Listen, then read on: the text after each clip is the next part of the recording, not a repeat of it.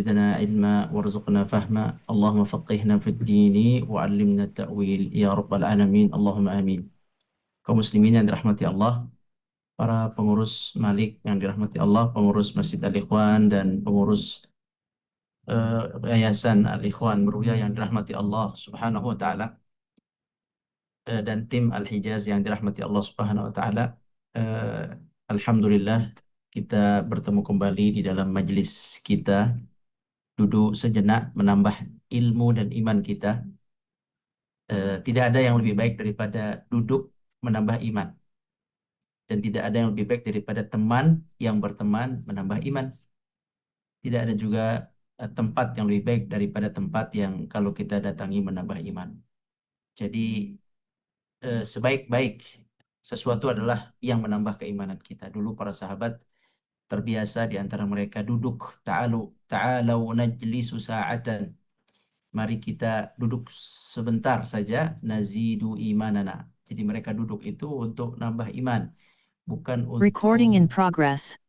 duduk itu untuk nambah iman, bukan untuk bahasa kita habisin kopi, buang-buang waktu, atau duduk itu untuk hal-hal yang tidak manfaat.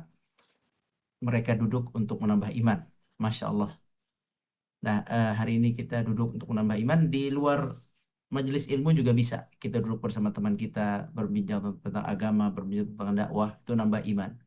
Berbincang tentang ayat, tentang kekuasaan Allah, nambah iman. Jadi, sesuatu yang nambah iman itulah yang terbaik. Nah, hari ini kita dalam majelis khusus. Ini majelis, kalau majelis insya Allah sudah sangat dekat dengan penambahan iman. Namun selain di majelis, kami nasihati kepada seluruh peserta dan kami sendiri agar berhati-hati di luar sana, di luar majelis, baik di rumah atau di pasar, tempat kerja, di lingkungan rumah atau bersama teman. Hati-hati dengan penurunan iman. Carilah tempat-tempat yang iman kita bertambah. Kalau iman bertambah, maka semua hal akan ikut mudah insya Allah Ta'ala. Kaum muslimin yang dirahmati Allah, kemudian selanjutnya salawat dan salam kepada Nabi kita, Nabi besar Muhammad sallallahu alaihi wasallam beserta keluarga dan para sahabat dan seluruh umat yang mengikuti jejak langkah beliau sallallahu alaihi wasallam. Kaum muslimin yang dirahmati Allah, pada kesempatan yang mulia ini insya Allah kita akan melanjutkan pembahasan hadis, yaitu hadis ke-72. Hadis ini bertemakan tentang beriman kepada hari kebangkitan setelah kematian. Baik, bismillahirrahmanirrahim. An Jabirin radhiyallahu anhu qala sami'tu an-nabiyya sallallahu alaihi wasallam yaqul yub'atsu kullu 'abdin 'ala ma mata 'alaihi. Dari Jabir radhiyallahu anhu, dia berkata, aku telah mendengar Rasulullah sallallahu alaihi wasallam bersabda, setiap hamba akan dibangkitkan pada hari kiamat sesuai dengan keadaannya ketika meninggal dunia. Hadis sahih riwayat Muslim. Hadisnya sangat singkat kaum muslimin, bahwa kita akan dibangkitkan oleh Allah, dan kebangkitan itu dilakukan oleh Allah sesuai atau dibuat oleh Allah sesuai dengan keadaan ketika wafat di dunia. Itu hadisnya. Kita akan coba bahas insya Allah. Pertama, membaca yang di buku. Menurut penjelasan penulis, Bismillahirrahmanirrahim, beliau mengatakan, rahimahullah, wajib beriman dan percaya bahwa semua hal yang diperbuat manusia berupa kebaikan dan kejahatan akan ada balasannya. Setiap manusia akan menerima balasan atas amalannya di akhirat kelak.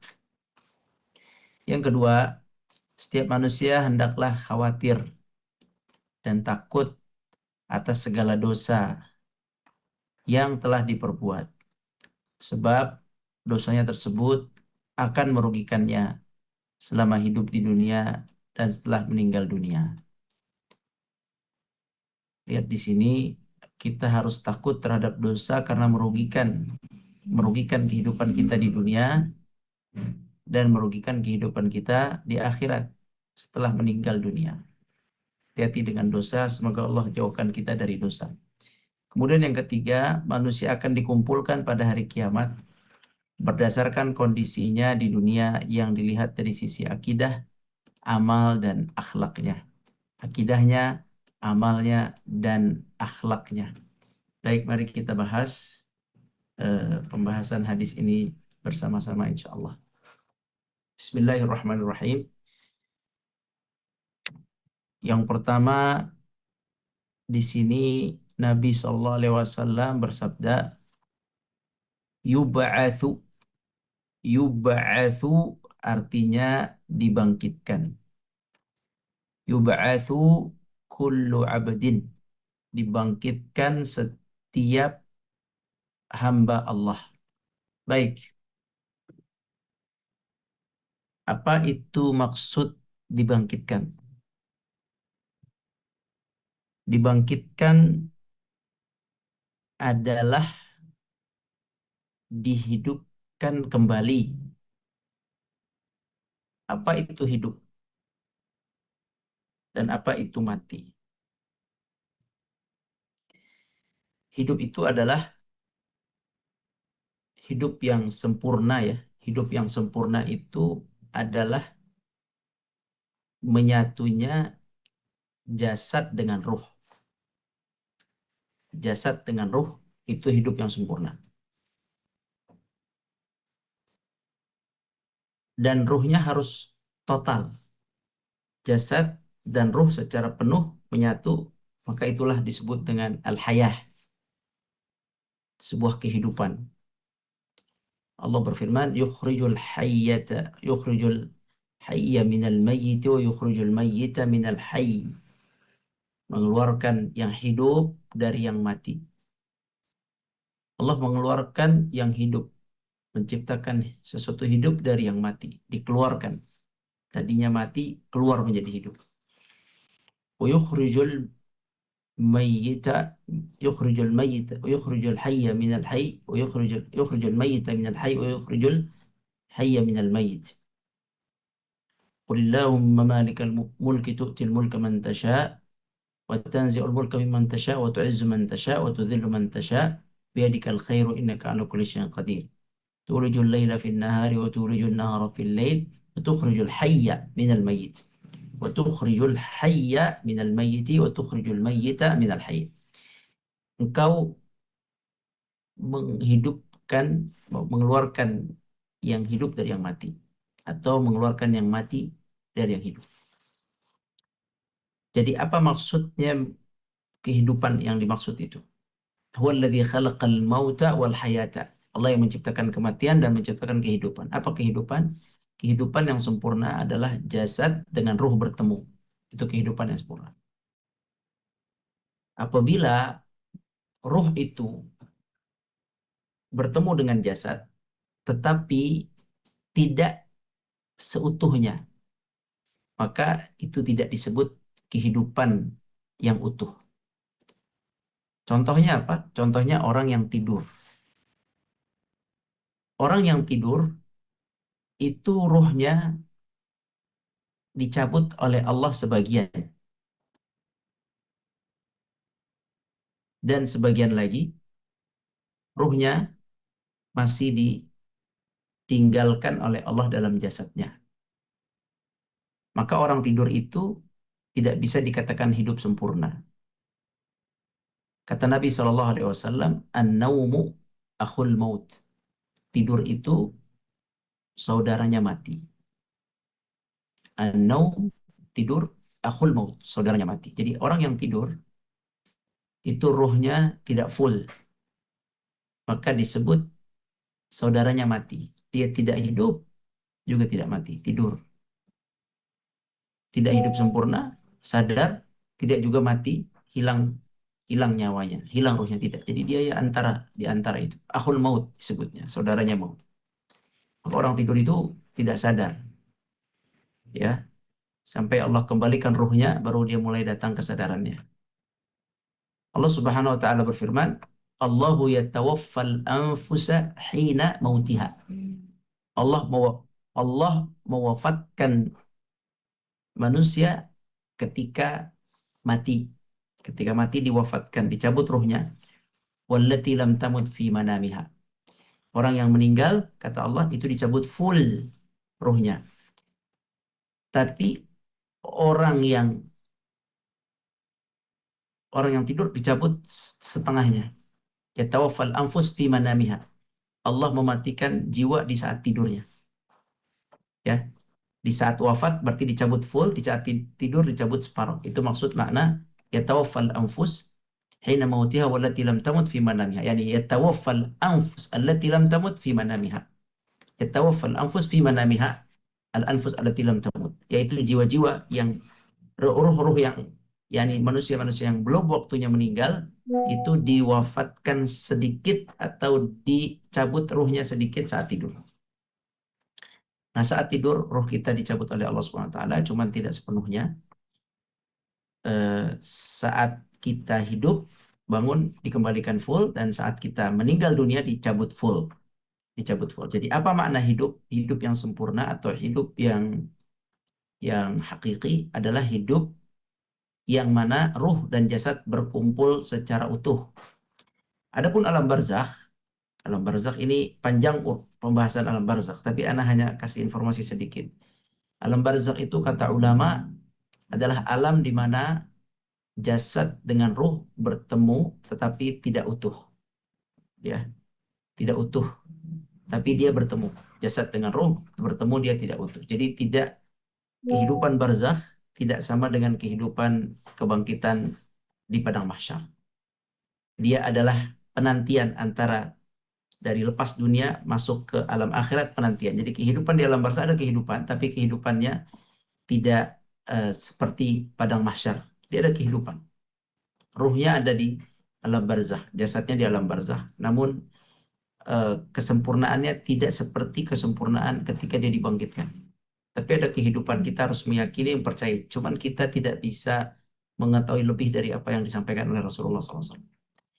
Ya, akan ada kehidupan di sana, dia hidup bersama amal solehnya, kemudian kata ulama ruhnya dan jasadnya bergabung, namun ruhnya tidak sepenuhnya bergabung, sebagian disimpan oleh Allah, sebagian dikembalikan ke alam barzah, kemudian jasadnya juga, satu sisi jasad dan ruh bergabung, satu sisi jasadnya juga kata Nabi dimakan oleh tanah. Jadi informasi tentang alam barzah benar-benar hal gaib yang tidak bisa kita ketahui. Sampai Nabi SAW juga mengatakan bahwa di alam barzakh nanti dia akan diberikan siksa bagi yang berdosa, dia berikan nikmat oleh Allah bagi yang beramal saleh.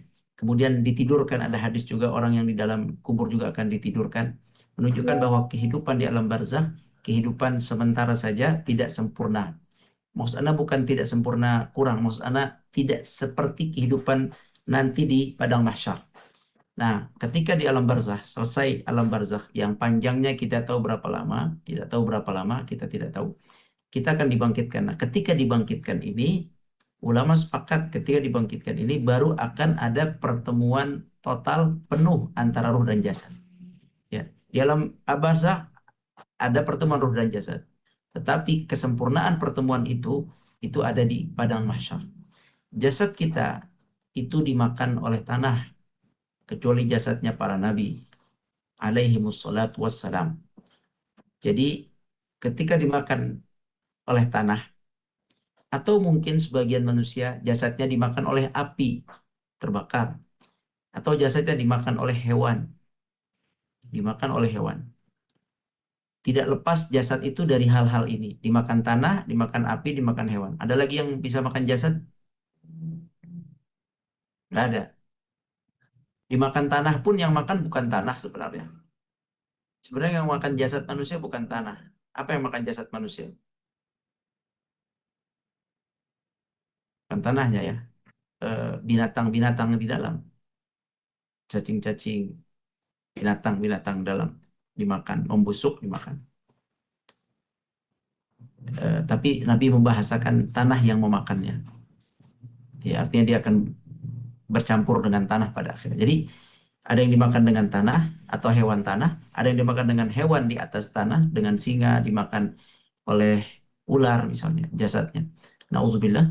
Kemudian ada yang jasadnya dimakan oleh hewan laut, ikan paus, ikan hiu, atau yang lainnya. Nauzubillah. Ada yang jasadnya dimakan oleh api misalnya, dibakar. Semua jasad manusia yang dibakar, yang dimakan oleh apapun, itu semua makhluk Allah. Dimakan tanah, makhluk Allah. Dimakan oleh api, api makhluk Allah. Dimakan oleh hewan, hewan makhluk Allah. Tidak ada kecuali semuanya makhluk Allah. Sehingga Allah Subhanahu wa taala mengetahui, ya, mengetahui di mana jasad tersebut. Sudah berubah menjadi apa jasad tersebut, Allah mengetahui. Yang tadinya daging dan kulit, apabila dimakan oleh api, maka dia berubah menjadi debu. Siapa yang menyuruh api untuk membakar itu? Siapa yang menyuruh api untuk membakarnya dan merubahnya menjadi debu? Itu Allah. Ya, siapa yang mengizinkan terjadinya pembakaran itu izin Allah.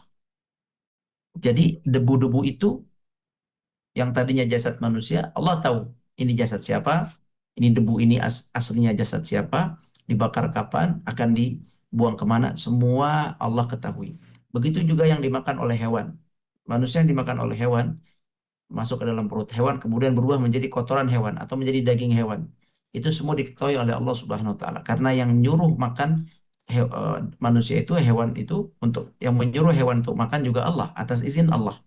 Semua kejadian atas izin Allah. Jadi Allah mengetahui yang dimakan oleh hewan, yang dibakar oleh api, dan juga yang dimakan oleh tanah. Sama, yang dimakan oleh tanah juga hilang.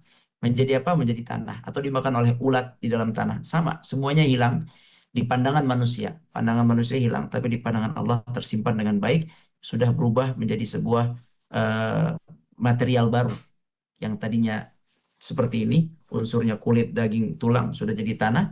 Yang tadinya unsurnya kulit, daging, tulang, kemudian menjadi debu, dan kulit, daging, tulang kemudian menjadi kotoran hewan. Semua diketahui oleh Allah SWT. Nah, kaum muslimin rahmati Allah, dari semua jasad yang ada di atas muka bumi ini, itu semua tidak akan keluar dari bumi kita yang bulat ini. Dia akan ada di bumi ini.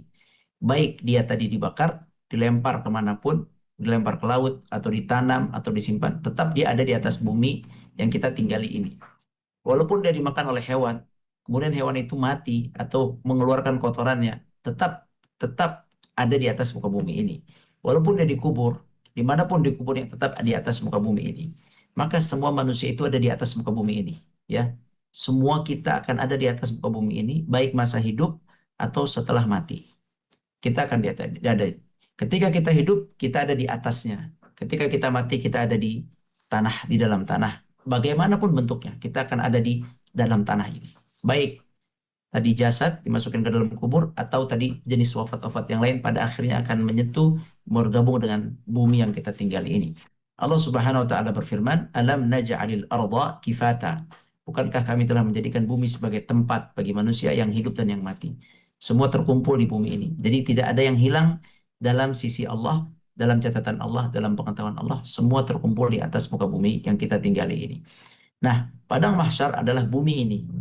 Bumi ini yang kita tinggali, menurut sebagian ulama dan anak ikut pendapat ini, bahwa dia adalah padang mahsyar. Berdasarkan hadis Nabi juga, bahwa padang mahsyar itu di negeri Syam, di tanah Syam.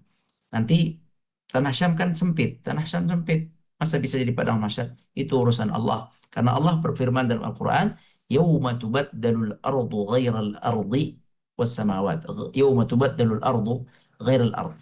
Yakni bumi yang kita tinggali saat ini itu diubah suai oleh Allah. Jadi kalau saat ini buminya seperti ini, ada airnya, ada juga gunungnya, ada lembahnya, ada pohonnya, ada ada banyak jenis-jenis tanahnya. Kalau besok dibuat satu jenis tanah semua, dirubah oleh Allah, diubah sesuai dengan kekuasaan Allah, ya, dibuat satu jenis tanah, tidak ada gunung, tidak ada air, tidak ada gunung, tidak ada laut, tidak ada lembah, semua rata, diubah sesuai oleh Allah. Kemudian luasannya juga Allah sesuaikan. Jadi Nabi mengatakan mahsyar adalah di negeri Syam, tapi luasannya, bentuknya nanti semua Allah yang akan menyesuaikan. Tapi tanahnya adalah ini. Tanahnya adalah ini. Ya, bumi ini. Tubaddalul ardu ghairul ard. Diubah sesuai menjadi padang mahsyar.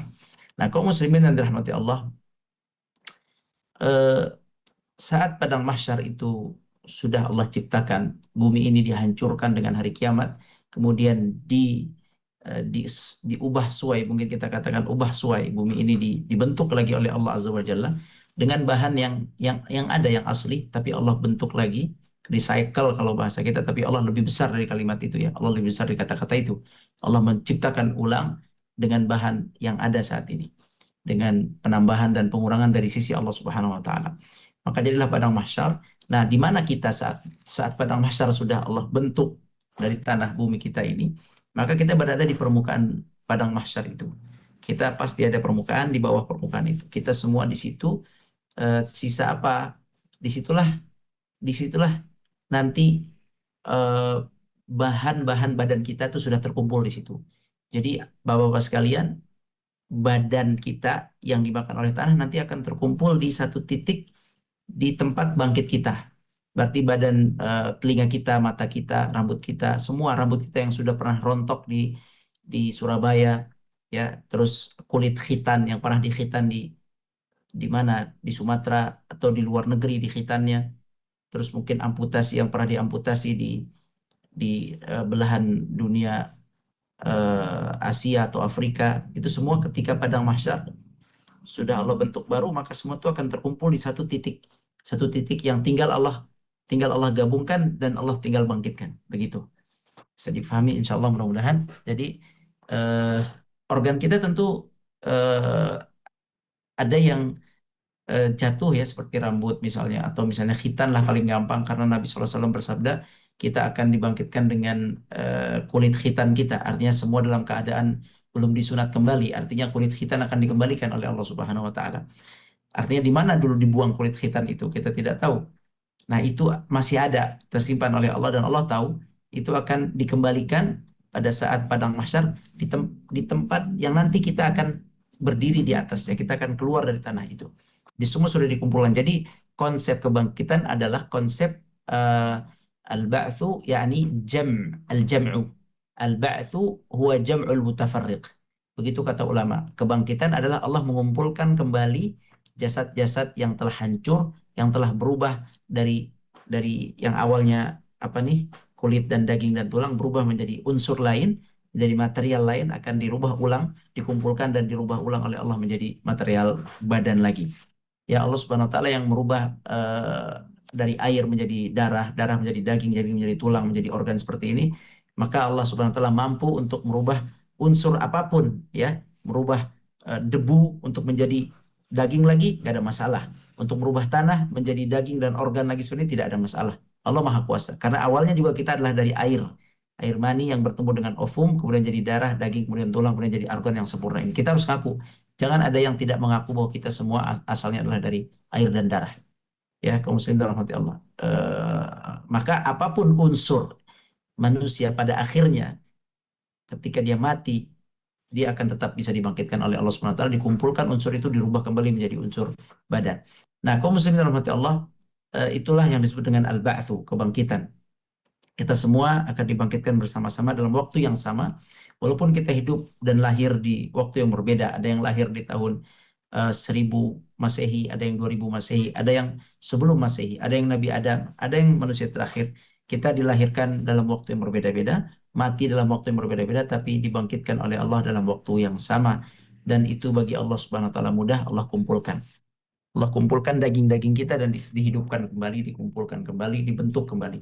Kaum muslimin rahmati Allah, hal ini telah disebutkan dalam Al-Quran ya, ketika Nabi Ibrahim ingin mengetahui cara bagaimana Allah membangkitkan. Allah Maha Kuasa, Allah Subhanahu wa taala mampu. Nabi Ibrahim beriman bahwa Allah itu mampu membangkitkan. Dia beriman, beliau beriman.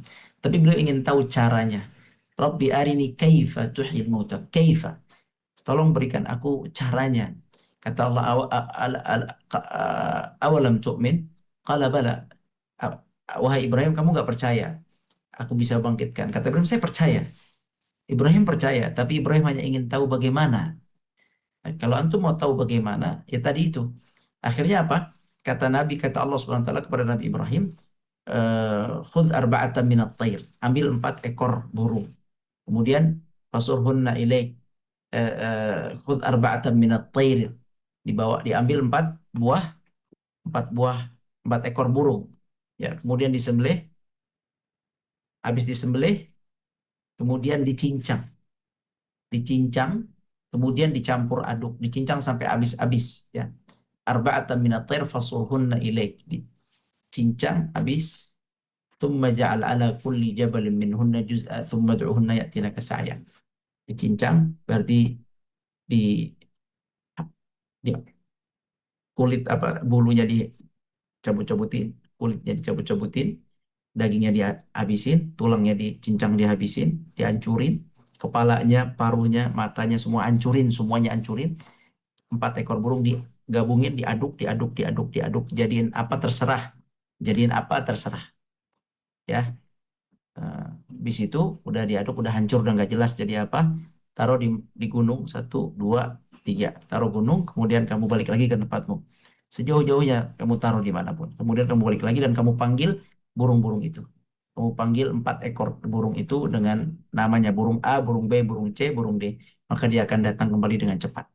Jadi yang tadinya sudah berantakan dagingnya, bulunya, terus paruhnya, tulangnya, matanya udah nggak tahu di mana, otaknya sudah tidak tahu di mana, sudah ada di partnya ada di gunung sana mungkin, uh, burung A ada di gunung A, sebagiannya ada di gunung B, ada di gunung C, pokoknya udah berantakan semua organnya terpisah-pisah, tapi dengan izin Allah akan datang kembali dan menghadap kepada Ibrahim alaihissalam. Begitulah cara Allah menghidupkan. Jadi kaum muslimin, Allah membangkitkan itu adalah al-jam'u kata ulama. Al-ba'tsu al-jam'u. Membangkitkan adalah mengumpulkan kembali fisik-fisik kita yang ada. Kenapa kok fisik kita yang lama ini dikumpulkan kembali, dibentuk lagi? Kata ulama juga karena fisik inilah yang dipakai untuk beribadah. Fisik ini jugalah yang dipakai untuk bermaksiat. Maka yang berhak untuk mendapatkan siksa, na'udzubillah, dan mendapatkan nikmat adalah fisik ini. Nah, cuman Allah mengubah suai. Sebagaimana tadi Allah mengubah suai buminya, bumi yang kita tinggali menjadi padang mahsyar, jadi sebuah makhluk yang dengan sifat yang baru, tapi bahan yang lama. Begitu juga kita, bahan yang lama, tapi Allah melakukan modifikasi dengan kemampuannya, kun fayakunnya, maka kita akan bangkit dengan kebangkitan yang baru, dengan dengan apa ya namanya ya, lafi khalqin jadid, disebut baru karena bentuknya ada yang berwarna, tadinya putih bangkit jadi hitam, tadinya hitam bangkit jadi putih misalnya, tadinya buta, tadinya tidak buta bangkit jadi buta gitu. Itu maksudnya baru, tapi sebenarnya bahannya bahan yang lama. Bahannya bahan yang lama, tapi bentuknya, keadaannya keadaan yang baru. Ada yang dibangkitkan dengan keadaan A dan B dan C. Kaum muslimin rahmati Allah, eh, itulah bentuk cara Allah membangkitkan. Kita harus yakin, antum dan ana harus yakin, kehidupan kita di muka bumi ini tidak lama lagi. Ada yang mungkin setahun lagi, 2 tahun lagi, 3 tahun lagi, 4 tahun lagi, 5 tahun lagi. Antum berkejar-kejaran dengan waktu untuk menyisihkan amal saleh, untuk meninggalkan satu peninggalan yang baik, peninggalan amal jariah, ilmu yang bermanfaat, amal saleh, wakaf-wakaf yang bermanfaat, peninggalan organisasi, masjid yang kita tinggalkan, tinggal sedikit lagi. Ya, waktu tinggal sedikit lagi, kita berseteru dan berlari mengejar waktu untuk kita tinggalkan yang baik setelah meninggal dunia. Sebab kita akan dibangkitkan. Kita dibangkitkan tidak berpakaian, kita dibangkitkan dengan tanpa dikhitan. Tadi yang Anda sampaikan bahwa kulit khitan dikembalikan, kemudian kita tidak memakai sandal, tidak pakaian, tidak pakai sandal, kemudian tidak membawa dirham dan dinar. Ya Allah, kehidupan yang mengerikan, kehidupan itu akan antum dan ana jalani itu, uh, wallahu a'lam, bisa lebih lama dari umur yang kita jalani di dunia ini. Kalau kita di dunia hidup mungkin sekian puluh tahun, 70, kita nggak tahu di padang mahsyar kita akan berdiri berapa tahun lamanya menunggu perhitungan. Di padang mahsyar ketika dibangkitkan, apakah manusia langsung dihitung? Tidak, manusia tidak langsung dihitung. Manusia berdiri untuk menunggu perhitungan, menunggu hisab. Berapa lama? Wallahu a'lam. Dalam riwayat disebutkan 50.000 tahun buat orang-orang kafir, 50.000 tahun. Jadi kata ulama, kesimpulannya beda-beda. Ada yang rasanya 50.000 tahun, ada yang 40.000 tahun, ada yang 30.000 tahun, ada yang 20, ya beda-beda. Ada yang cepat, ada yang lama. Terasa tergantung amalnya. Itu kehidupan kaum muslimin. Itu terjadi dan pasti terjadi. Yang bicara adalah Rasulullah SAW, as-sadiqul masduq, orang yang jujur dan terpercaya, yang setiap perkataannya benar, terbukti benar. Semua yang beliau katakan 1400 tahun yang lalu, yang dulu belum terbukti sekarang 1400, setelah 1000 tahun, 1400 tahun terbukti benar. Maka semua yang beliau kabarkan tentang akhirat, tentang kebangkitan akan benar pada waktunya. Maka kita beriman bahwa itu akan terjadi. Jadi kalau kita tahu itu semua akan terjadi dan yakin, maka tolong siapkan hal yang itu lebih banyak. Tolong, tolong, tolong, tolong fa'tabiru ya ulul albab. Tolong ambil pelajaran dari semua itu. Siapkan sedekah antum, amal soleh antum, istighfarnya, taubatnya, hati yang ikhlas. Serius, ikhlaskan segala sesuatu. Kenapa? Lakukan yang baik, amal yang saleh. Ikhlaskan niat-niat. Kenapa nih? Karena hadis ini menjelaskan begini. Karena kita akan dibangkitkan sesuai dengan wafat kita. Apa maksudnya? Ini tadi dijelaskan di sini, dijelaskan di buku ini. Maksud dibangkitkan sesuai wafatnya dari sisi iman, amal, akhlak. Jadi orang yang hatinya ikhlas, bersih, dia akan dibangkitkan dalam keadaan hati yang bersih.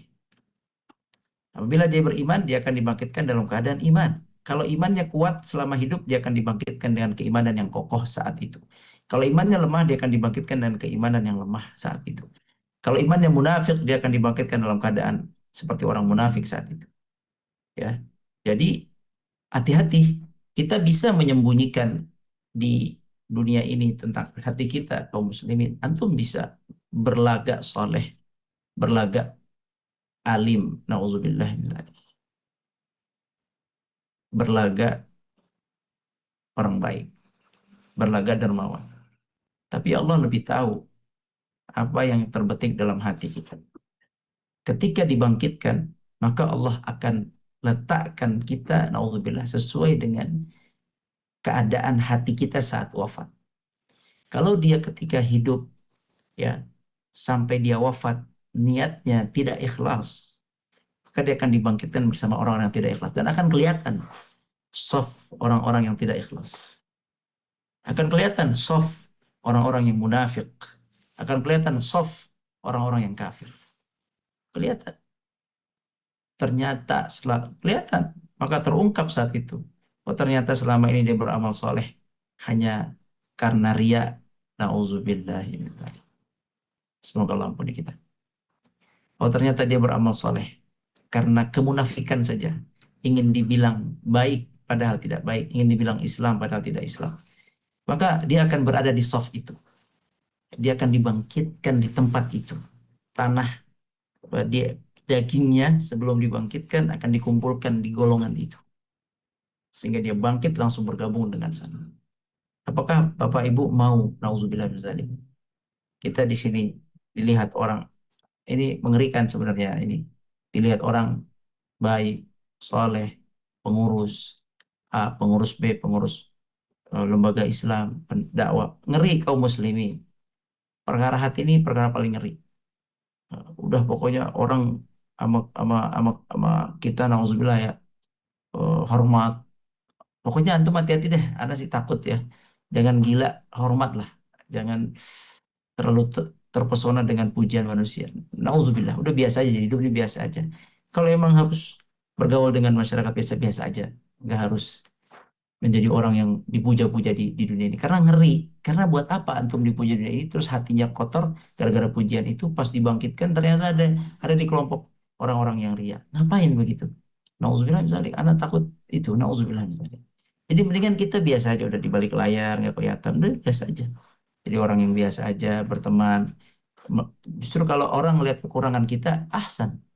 Oh, kekurangannya, oh dia hidupnya sederhana, oh dia ada kurangnya, nggak apa-apa ada kurangnya. Tapi kalau orang melihat kita baiknya aja, terus baiknya terus, baiknya terus. Kalau nggak ikhlas bahaya. Lihatnya tuh baiknya aja, seolah-olah nggak ada salahnya. Ya bahaya. Tapi ya nggak apa-apa, kita tuh manusia biasa. Nggak usah gengsi, nggak usah merasa apa ya, saya ini tokoh, saya ini pejabat, saya ini ketua A, ketua B. Nggak ada kaum muslimin. Jangan sampai seperti itu membuat akhirnya kita itu bongkah. Bongkah berlagak hebat, berlagak alim. Kamu tuh dai, kamu tuh imam, berlagak alim. Akhirnya di akhiratnya ternyata membawa hati yang tidak baik. Akhirnya dibangkitkan bersama hati yang kotor itu, dikelompokkan dengan hati yang kotor itu. Ya, jadi ketika dibangkitkan terlihat kemunafikannya, terungkap kemunafikannya, hatinya itu terungkap gitu. Nah, itu pertama. Jadi orang yang mati dalam kemunafikan akan dibangkitkan dengan hati yang munafik, dan saat itu dia akan munafiknya akan terungkap dengan mudah kelihatan. Kalau di dunia disembunyikan, saat itu akan kelihatan. Orang yang kafir akan terlihat kekafirannya, isi hatinya akan terlihat ketika dia dibangkitkan. Sebagaimana mati dalam kekafiran akan terlihat lebih jelas kekafirannya di akhirat kelak. Orang yang ria, nauzubillah, orang yang ria mati dalam keadaan ria akan dibangkitkan dalam keadaan ria. Orang yang mati dalam keadaan iman yang tawadhu, yang ikhlas, yang kokoh, hati yang bersih, yang memaafkan, hati yang baik, semoga Allah jadikan kita seperti ini, maka akan dibangkitkan dengan hati-hati yang baik. Di saat dikumpulkan terlihat ada di golongan orang-orang yang baik. Nah, itu yang pertama. Jadi manusia akan dibangkitkan sesuai dengan matinya. Maksudnya apa? Bagaimana dia matinya? Bagaimana imannya saat mati? Itu maksud pertama. Bagaimana akidahnya, imannya ya. Bagaimana imannya saat mati. Gimana ikhlasnya saat mati. Kalau kuat ikhlasnya, kuat imannya, maka dibangkitkan dengan keadaan tersebut. Yang kedua, dia akan dibangkitkan sesuai dengan matinya saat fisiknya saat mati gimana. Atau amalnya, amalnya kalau tadi imannya saat mati gimana, maka seperti itu dibangkitkan. Yang kedua, amalnya saat mati gimana, maka seperti itu dibangkitkan. Misalnya ketika dia mati dalam keadaan buruk dulu ya, dalam keadaan buruk, nauzubillah, dalam keadaan minum khamr, maka dia akan bangkit membawa minuman khamr itu. Misalnya dia mati dalam keadaan main game, maka dia akan dibangkitkan dengan keadaan bermain game. Misalnya dia mati dalam keadaan maksiat dulu ya, maksiat apa lagi ya, main judi tadi, maaf, main judi, minum khamr, maka dia akan hidup dibangkitkan dalam keadaan itu. Siapa yang mau dibangkitkan dalam keadaan sedang main judi, sedang bermaksiat? Siapa yang mau seperti itu? Nauzubillah. Ya, jadi itu kenapa? Karena dia kebiasaannya itu, kemudian matinya seperti itu, dibangkitkannya seperti itu. Main judi, terus juga maksiat, apalagi minum khamr, zina, nauzubillah, yang meninggal dalam keadaan zina, tidak berpakaian akan seperti apa? Pokoknya nauzubillah lah, intinya dia akan dibangkitkan sesuai dengan dosa-dosa yang sering dia lakukan, yang dia mati dengan dosa itu. Itu kalau orang bermaksiat. Ya, bagaimana kalau orang itu beramal saleh? Orang yang beramal soleh, dia akan dibangkitkan seperti dalam keadaannya. Ketika dia mati. Saat yang amal soleh ya, amal soleh. Apa contohnya? Banyak kalau amal soleh dalam hadis Nabi Shallallahu Alaihi Wasallam. eh,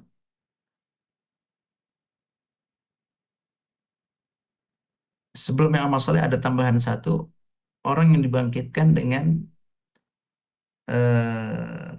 wajah keledai. Ya. Orang dibangkitkan dengan wajah keledai. Siapa dia? Yaitu orang yang salat tapi mendahului imam. Ya, orang yang sholat tapi sholatnya jamaah, padahal bagus di masjid jamaah tapi mendahului imam, itu pun terancam terancam eh, dibangkitkan dalam keadaan yang buruk ya.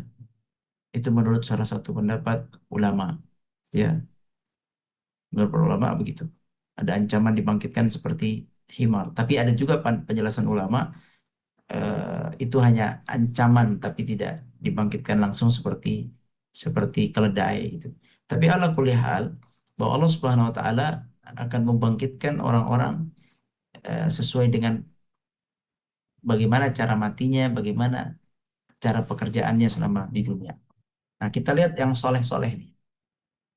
Di sini banyak hadis ya, anak baca tentang bagaimana orang-orang yang soleh dibangkitkan sesuai dengan amalnya. Contoh, orang yang haji.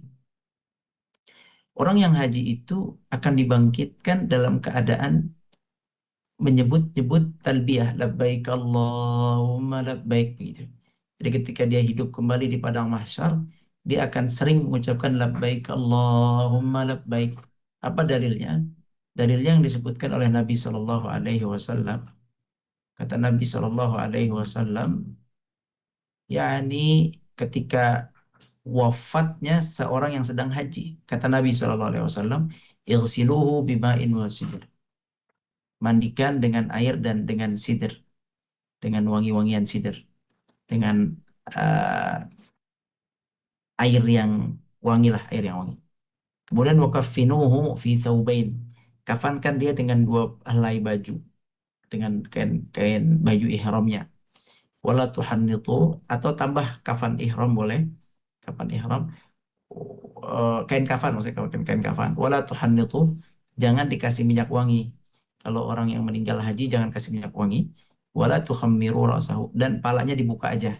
Jadi dia orang muhrim kan, orang yang ihram kan palanya nggak boleh ditutup kalau yang laki-laki. Jadi sampai leher aja baju ihram, baju kafannya, jangan tutup palanya.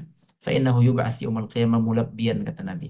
Dia nanti dibangkitkan oleh Allah dalam keadaan orang seperti yang sedang berhaji, sedang berihram.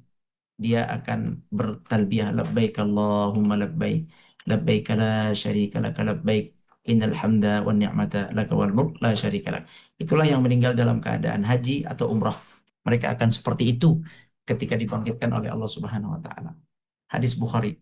Kemudian juga orang yang syahid, yang meninggal dunia, dia akan dibangkitkan oleh Allah Subhanahu wa taala dalam keadaan orang yang syahid.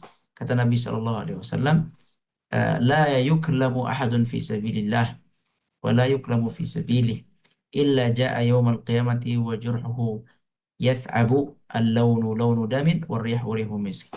Tidaklah orang-orang yang mujahid fisabilillah itu bangkit kecuali dia bangkit dalam keadaan eh, berwarna merah, merah yang indah ya, kemerah-merahan. Sebab darah yang menetes saat perang. Terus dia akan baunya bau bau misk, bau kasturi.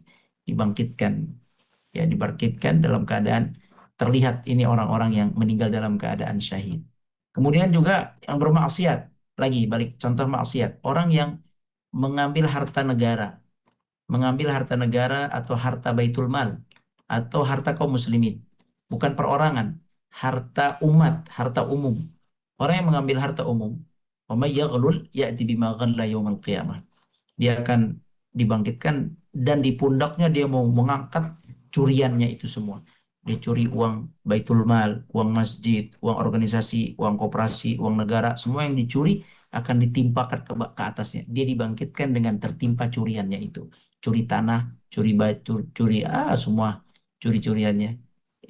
Ya bima ghalla yaumil qiyamah. Dibangkitkan dengan pencuriannya itu. Barang curian, handphone, curian mobil, mencuri sepatu, sendal semua, ya.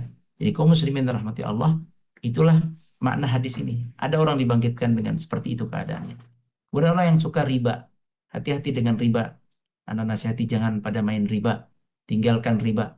Kalau umat Islam sepakat meninggalkan riba, sebagaimana Muhajirin dan Ansor sepakat meninggalkan riba, maka Yahudi akan kolaps keuangan mereka.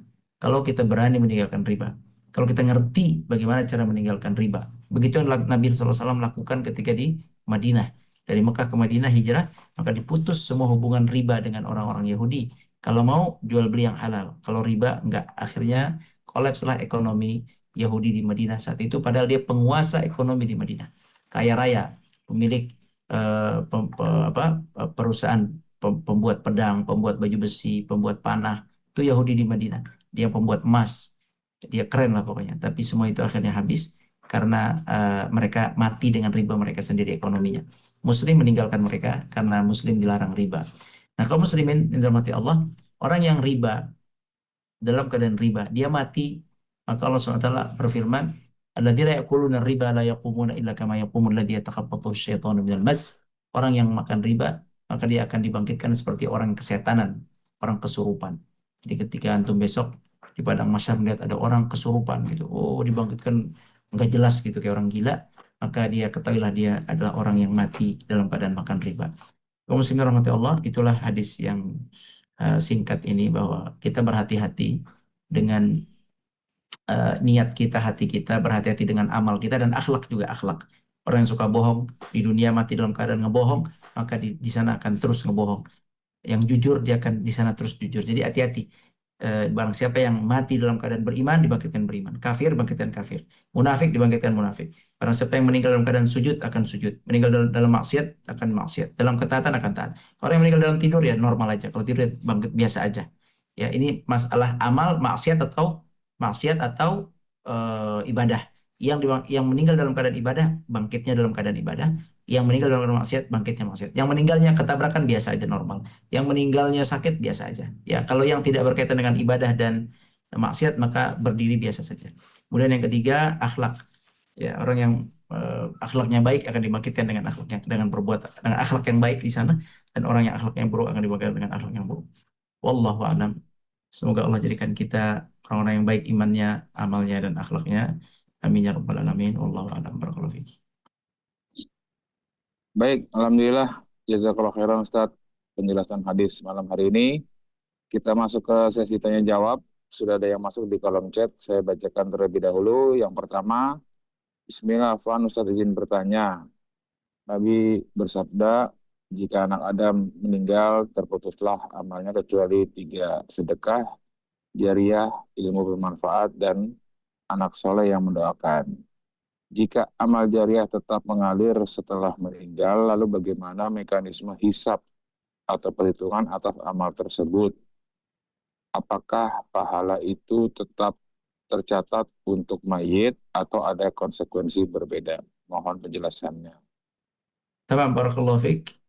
Eh, itu hadis jelas menunjukkan bahwa amal soleh akan terus ada setelah meninggal. Dan itu yang kita cita-citakan kaum muslimin. Semua harus bercita-cita meninggalkan jejak yang berat. Ada seorang syekh namanya Allahumma sholli wa sallim wa barik alaih.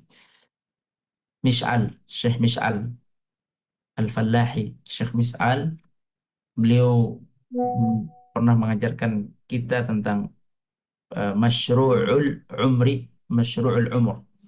Apa itu masyru'ul umur? Yaitu sebuah program kerja sepanjang hidup. Masyru'ul umur yakni program kerja semasa hidup dan setelah hidup. Apa yang bisa kita lakukan semasa hidup, dan setelah kita mati hal itu masih terus berjalan. Itu namanya masyru'ul umur. Jadi selama hidup ini Bapak Ibu berpikir apa yang bisa saya capai sampai saya mati, masih berjalan, umur saya masih berjalan. Umur saya masih berjalan dengan amal soleh itu. Itu dipikirin, dipikirin ya, diseriusin. Nah, itu namanya masyru'ul umur. Nah, itu adalah jariah, amal jariah, ilmu jariah, semua ya Allah. Kalau antum ikut bergabung dalam dakwah itu nikmat. Antum akan meninggalkan peninggalan-peninggalan yang bagus. Walaupun satu huruf ngajarin ngajarin Iqra anak-anak, apa aja, pokoknya bergabunglah ke dakwah itu. Cuman ngajarin alif, ngajarin ba, ngajarin al-ikhlas, al-fatihah. Bergabunglah, atau hanya memberikan pikiran, atau memberikan desain masjid, atau memberikan sumbangannya, atau apapun. Bergabunglah, ayo gabunglah untuk Islam dimanapun dan kapanpun, dan saling mendukung, jangan saling menjatuhkan sesama muslim. Lembaga A, lembaga B, masjid A, masjid B, saling mendukung, jangan jatuh-jatuhkan. Kita semua ingin berdakwah kepada Allah, enggak yang lain. Kita ingin kebaikan untuk umat Islam. Nah, itulah yang nanti akan menjadi amal jariah setelah dia meninggal dunia. Nah, bagaimana penghitungannya? Allah Maha mengetahui. Allah Maha mengetahui bagaimana cara menghitungnya. Pahala terus tercatat walaupun orang itu sudah meninggal. Wallahu a'lam. Baik, masuk ke pertanyaan kedua. Assalamualaikum Ustadz, izin bertanya bagaimana hukum deposito di bank konvensional? Yaitu haram dan riba. Nah, itu jawabannya. Jadi Baik, bank konvensional haram dan riba. Deposito tidak boleh dimakan, hasil deposito dari bank konvensional. Ana menyarankan jangan melakukan seperti itu. Banyak orang yang mendepositokan uangnya dan mengambil hasilnya, dia bilang untuk masa tua dimakan hasilnya. Padahal depositonya halal, didepositokan 500 juta. Itu halal. Yang halal dikasih ke orang. Hasil dari yang 500 juta dimakan oleh dia. Yang ribanya dimakan, yang halalnya dikasih orang. Sampai dia mati. Dia mati, akhirnya dia makan pemakan riba, yang halalnya ditinggalkan untuk warisannya, ahli warisnya. Ahli warisnya berebutan, berantem. Anda tidak sarankan seperti itu. Jangan lakukan itu. antum udah 500 juta pakailah untuk hidup. 100 juta pakailah untuk hidup. Cuma 100 juta, cuman tahan untuk hidup 2 tahun. Hiduplah 2 tahun. Kalau kurang, kalau udah habis, nggak mungkin Allah sia-siakan. Pasti akan ada sumber lain. Baik dari anak, dari keluarga, dari masjid. Janganlah mengatur sampai sedemikian rupa. Janganlah mengatur rezeki kita dengan cara-cara yang haram seperti itu. Kalau mau investasikan yang halal, silakan taruh di toko emas, beli emas, silakan yang baik-baik aja. Jangan seperti itu. Kasihan sekali, ya. Ya, jadi alhamdulillah pertanyaan sangat baik. Jadi ini buat semua, buat kita semua. Jangan makan dari deposito. Saat deposit syariah, Anda sih juga nggak setuju. Ya, Anda deposit di syariah. Buat makan, nggak setuju. Nah, udah antum ambil aja, ambil makan pakai yang halal ya. Ngapain didepositin? Makan. Emang kalau uang 100 juta kita pakai buat hidup 2 tahun, emang pasti habis? Belum tentu. Belum tentu. Siapa tahu ada lagi sedekah masuk. Siapa tahu, siapa tahu, siapa tahu, siapa tahu. Siapa tahu habisnya nggak tahu lah pokoknya. Jadi sih ada nasihati ya pada diri anak dan kita semua untuk berhati-hati masalah halal haram ini. Yang halal ambil makan. Yang jangan memasukkan yang halal ke bank, diambil yang ribanya yang haramnya. Nauzubillah min dzalik. Nah, Baik, belum ada lagi pertanyaan Ustadz di kolom chat. Mungkin kita buka sesi tanya jawab langsung. Kalau memang masih ada yang ingin ditanyakan, bisa satu atau dua pertanyaan untuk malam hari ini. Silakan Mas Romi yang sudah angkat tangan.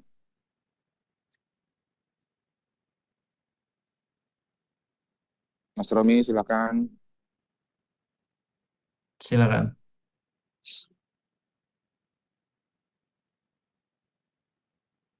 Ada suaranya? Mas Romi,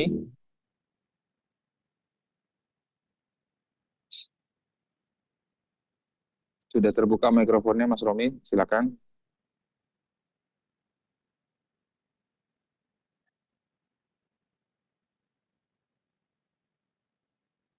Baik, sambil menunggu Mas Romi ada satu pertanyaan Ustadz dari kolom chat. Ustadz, apabila kripto bagaimana Ustadz? Ah, ini pertanyaan susah. Sawah-sawah. Iya, setahu anak fatwanya sudah ada ya dari MUI ya. Kripto mengandung gharar, ketidakjelasan, apakah dia dalam bentuk mata uang atau komoditi ya. Ana sih menghindari hal-hal itu. Ana menghindari hal-hal itu dan berdoa sama Allah agar dibuka jalan yang lain. Allah Maha Luas bukannya. Allah Maha Luas jalannya. Jadi Ana tidak begitu mengerti dan Ana menghindari hal itu. Eh, Setahu Ana fatwanya haram kalau dari fatwa MUI, tapi kalau fatwa negara ya boleh. Hati-hati ya, negara itu terkadang atau bukan negara lah, sistem dunia ini menghalalkan tapi agama mengharamkan. Antum jangan terpengaruh dengan negara, dengan dunia. Riba dunia halal bagi dunia. Negara halal riba itu. Ya, kripto misalnya, peraturan keuangan misal halal, keuangan BI misalnya halal. Antum jangan, hati-hati. Negara kita menghalalkan misalnya. Kita lihat agama kita menghalalkan atau tidak. Karena setahu Anda sih tidak halal ya. Tapi Anda tidak ahli dalam masalah itu. Bisa ditanyakan ke ustadz lain. Tapi yang Anda tahu fatwanya tidak halal. Wallahu a'lam. Barakallahu fiik. Baik, Mas Romi, silakan.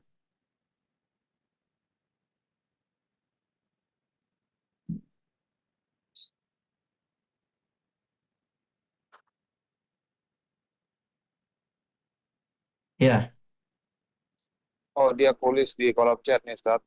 Mas Romi. Ustadz, izin bertanya, kalau bekerja di bank konvensional sudah jelas riba, bagaimana bekerja di bank sentral seperti Bank Indonesia? Apakah termasuk bekerja di tempat yang riba juga? aduh, ini mah perlu fatwa ya, Anda nggak bisa jawab ya. Anda nggak bisa jawab itu. Nanti perlu ditanya fatwanya. Gimana kerja di Bank Dunia, di Bank Indonesia. Jadi sebenarnya eh, apa namanya ya? Ini akan dibahas pasti dengan detail. Pasti pembahasan ini nggak bisa dengan tanya jawab sesederhana ini. Jadi Lanjut. Jadi Anda tidak bisa jawab Dikit masalah ini. lagi ini. Ya, wallahu alam. Wallahu alam. Kalau konvensional udah ada fatwanya. Ulama sudah mengatakan haram kalau konvensional. Bank konvensional jelas. Kalau BI Anda belum tahu, harus nanya dulu. Nah, wallahu alam. Baik, satu lagi Ustadz bertanya, apakah meninggal dengan cara tenggelam dikategorikan sebagai mati syahid? Jazakallah khairan. Nah, ada 5 syahid namanya syahid dunia, yaitu dapat pahala seperti syahid saja. Udah pernah dibahas kayaknya di sini ya. Hanya dapat pahala seperti syahid, tapi dia tetap dimandikan, dikafani, disolatkan. Yaitu orang yang meninggal tenggelam, gharik, orang yang meninggal sakit di daerah perut, penyakit dalam perutnya, melahirkan misalnya, atau lambungnya, atau ususnya, disebut mautun. Kemudian juga orang yang sakit karena ketabrak, terbentur, ya, orang yang yang mati, yang meninggal karena terbentur. Kemudian yang meninggal karena eh, tertabrak, terus karena wabah, ada 5 pokoknya. Ada 5 itu disebut syahid dunia, tapi tidak sama dengan syahid fi sabilillah, tidak sama dengan syahid dalam medan perang. Wallahu a'lam. Baik, selanjutnya Ustadz ini bertanya, apakah kalau sakit waktu di dunia, apakah dibangkitkan dalam keadaan sakit juga? Ya, tadi sudah Misalnya, sampaikan. misalnya sakit hati. Bukan, jadi dibangkitkannya itu, ya, orang yang meninggal dibangkitkan dengan cara meninggalnya itu dalam dalam masalah imannya, dalam masalah hatinya satu, yang kedua amal soleh dan amal maksiat. Kalau sakit kan normal, dia tidak amal soleh, tidak maksud sakit. Enggak, dia normal. Orang yang sakit, ketabrak, itu bangkitnya normal. Tapi orang yang sujud meninggal, bangkitnya dalam keadaan sujud. Orang yang lagi sholat meninggal, bangkitnya sholat, gitu. Jadi ibadah atau maksiat, gitu ya. Kalau yang tidak ada kaitan ibadah dan maksiat, normal. Wallahu a'lam. Baik, selanjutnya pertanyaan kedua Ustadz, di luar tema. Bagaimana hukum anak dari istri bapak yang baru? Apakah termasuk mahram atau bukan, Ustadz? Mana tuh? Istri bapak yang baru. Anak bawaan atau dari bapak? Bapak kawin lagi, punya anak. Kalau itu mahram. Tapi kalau bapak kawin lagi dengan ibu baru bawa anak. Nah, eh, ini hukumnya apa ya?